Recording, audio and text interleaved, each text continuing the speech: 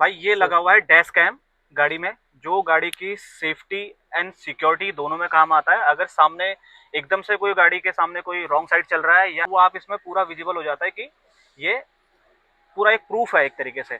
अब ये कैसे ऑपरेट करते हैं इसको मैं आपको पूरा इसमें बताने वाला हूँ इस वीडियो में बने रहें एंड तक। इसमें 32 GB का मेमोरी कार्ड लगा हुआ है और साथ ही में आप इसको 64 GB का मेमोरी कार्ड इसमें और एड ऑन कर सकते हैं।